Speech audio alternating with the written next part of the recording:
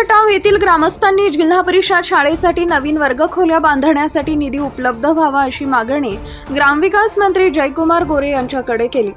नामदार गोरे यांच्या विशेष प्रयत्नातून जिल्हा परिषद शाळेस नवीन 8 खोल्या बांधण्यासाठी 1,22,00,000 रुपये निधी मंजूर करण्यात आला आहे।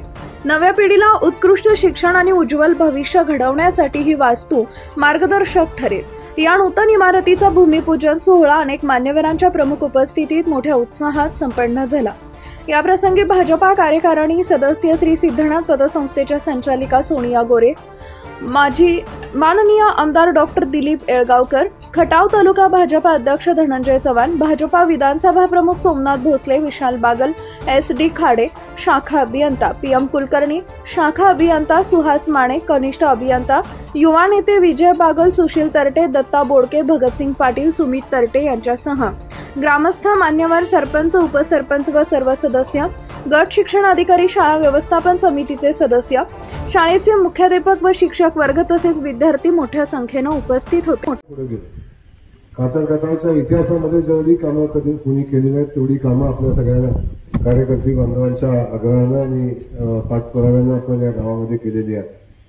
आपण सगळेजण त्याचे साक्षीदार आहात। आज पाणी आणि उन्हाळ्यात आपल्या गावाच्या बाजूनं पाणी वाहते। त्यावेळीचं पाणी डॉक्टरांनी सांगितलं की ते तातडीनं सोडा।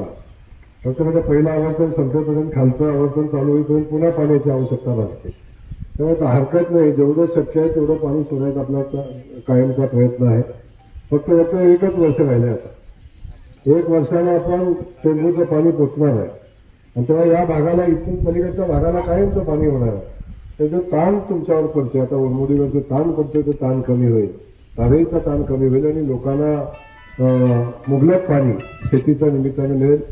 शेतकऱ्यांना माझी विनंती आहे, आता ढग बघताय, ऊन बघताय, सगळं बघताय आणि आता ही पुढची जी बारव आहे त्यावेळेची त्या बारव उभी करण्यासाठी 2 कोटी रुपयाचा निधी आपण दिलेला आहे। तोही विषय आहे। कातरकटाव रस्ता जवळजवळ 9 कोटी रुपयाचा आहे। मध्ये 2 ब्रिज लागतात, ते ब्रिज पण आपण टाकलेले आहेत। ते पुलाचे काम आता होतील। त्यामुळे गावानं मागितलंय आणि गावाचं काम झालं नाही असं एक काम कोण हाताच्या बोटावर सांगण्यासारखं नाही आहे। त्यामुळेच आपण बघतो गावाने भरभरून प्रेम आपल्या सगळ्यांच्यावर केलंय। इथून पुढे त्याच पद्धतीनं गावाची भूमिका राहील। आपणही गावाची सेवा मनापासून करू हे या निमित्तानं आपल्याला सांगेन। डॉक्टर साहेब या ठिकाणी उपस्थित आहेत। त्यांनी त्यांच्या कालखंडामध्ये खूप चांगलं काम या भागातल्या पाण्यासाठी केलं आणि शेवटी डॉक्टर काय योगायोग याचा। चॅनल सबस्क्राइब करा, बेल आयकॉनचे बटन दाबा, सोबत शेअर करायला विसरू नका।